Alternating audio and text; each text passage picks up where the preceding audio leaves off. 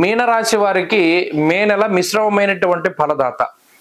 ప్రత్యేకించి గురుడు అర్ధాష్టమ గురుడుగా చతుర్థ స్థానమందు ప్రతికూలతను కలిగి ఉండేటువంటి స్థితి. కుజుడు పంచమ స్థానమందు, రవి రెండవ స్థానాన్ని వదిలి తృతీయంలోకి వెళతారు మే 15 దాటాక. ఇది ఒక మంచి విషయం. జన్మ శుక్రుడు కొంత అనుకూలంగా ఉంటే ఇంకొక మనకి కొంతలో కొంత మనకి అనుకూలించేటువంటిది ఏంటి అంటే జన్మ రాహు యొక్క దోషం పోతోంది. జన్మ రాహు వెళ్ళిపోయి 12వ స్థానంలోకి రాహు వెళతారు. ఇది రాహు పీడే. కానీ షడ్గ్రహ కూటమిలో భాగంగా 6 గ్రహాల్లో చివరికి 2 గ్రహాలే మిగిలాయి. ఈ నెల తర్వాత కూడా ఒక గ్రహమే ఉంటుంది. 5 గ్రహాలన్నీ కూడా స్థానాన్ని మారిపోతాయి.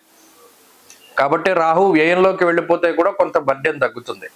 అయితే ఇక్కడ ఒక్కొక్క గ్రహం ఫలితాన్ని చూసుకుంటే వ్యతిరేకతే కనబడుతుంది. దారిద్ర్యం, ధన నాశంచ, నేత్రపీడారి పోర్భయం.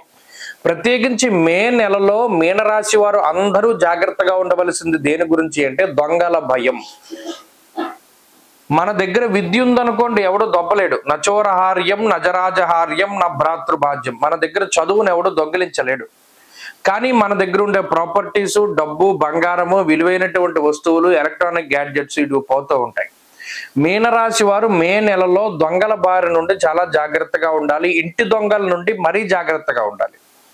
మీ విలువైనటువంటి వస్తువులు, డాక్యుమెంట్లు, ఫోటోలు, దాచిపెట్టుకున్నవి, ఎలక్ట్రానిక్ గుడ్స్, ఇలా ఏదైనా ఆఫీసుకి సంబంధించినవి ఎవరైనా సరే దొంగిలించడానికి అవకాశం ఉంటుంది. దానికి కారణం రాహువు.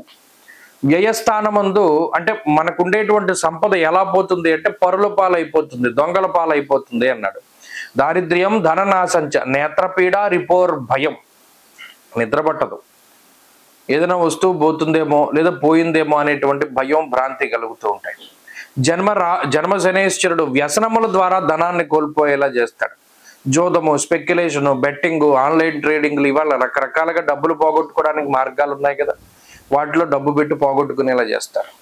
అర్ధాష్టమ గురుడు యాచనం, బుద్ధి చాంచల్యం, తేజోహానిర్ ధనర్వ్యయం. అక్కడ కూడా డబ్బు పోగొట్టుకునే స్థితినే చూపించాడు. అంటే బుర్ర పని చేయక డబ్బు పోతుంది. అంటే పలానా మనం పెట్టకూడని చోట పెట్టుబడులు పెట్టడం ద్వారా డబ్బు పోయాయి. అంటే ఇక్కడ ఎన్ని గ్రహాలు డబ్బు పోగొట్టుకోవడానికి కారణమవుతున్నాయి? గురుడు, శనేశ్వరుడు, రాహువు, ఇవన్నీ బలీయమైనటువంటి గ్రహాలు ధనాన్ని కోల్పోయేలా చేయడానికి. కాబట్టి మీనరాశి వారు ఏం చేయాలి అంటే ఆర్థిక క్రమశిక్షణ కలిగి ఉండాలి.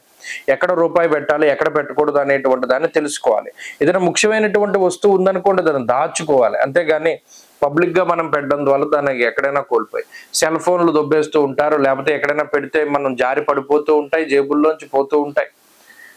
ఎక్కడో నీళ్లలోంచి నడుచుకుంటూ వెళ్తూ ఉంటారు, జేబులో పెట్టుకుందాం అనుకుంటారు, అది అలా నీళ్లలో పడిపోతుంది. ఇలా వస్తు నాశనానికి పోవడానికి కూడా ఈ గ్రహస్థితే కారణమవుతుంది. అందుకు ఇన్నిసార్లు చెప్తున్నాం. ఈ టైం అలా ఏంటి అంటే మనం కష్టపడి సంపాదించుకున్నటువంటి వస్తువులు పరుల పాలు, ఇంకా దొంగల పాలు అవ్వడానికి అవకాశము. ఈ విషయం పట్ల జాగ్రత్తగా ఉండాలి. ఇక ఉద్యోగ వ్యాపారాలకి సంబంధించినటువంటి విషయాలు సానుకూలంగానే ఉన్నాయి. వాటిలో కొంత ఒత్తిడి ఉండవచ్చును. ప్రత్యేకించి వీరికి బద్ధకం ఉంటుంది, కొంత అనారోగ్య సమస్యలు ఉంటాయి, కొంత పనులు వాయిదా వేసుకుంటూ ఉంటారు, ఎవరి మీదనైనా ఆధారపడి ముందుకు వెళుతూ ఉంటారు, ఎవరైనా సపోర్ట్ లేకపోతే ముందుకు వెళ్ళేటువంటి పరిస్థితులు ఉండవు. ఇవన్నీ మీనరాశి వారికే ఉన్నాయి. హెల్త్ కాన్షియస్ గా ఉండాలి. అలాగే వృత్తి పట్ల చాలా కాన్షియస్ గా ఉండాలి. చెప్పుడు మాటలు వినకూడదు. ఎవరికి చెప్పుడు మాటలు చెప్పకూడదు. అంటే పలానా వాడు ఎలాంటి వాడు, ఆమె ఎలాంటిది, ఈ మాటలు ఎవరికి చెప్పకూడదు. ఎవరైనా చెప్తే కూడా వినకూడదు.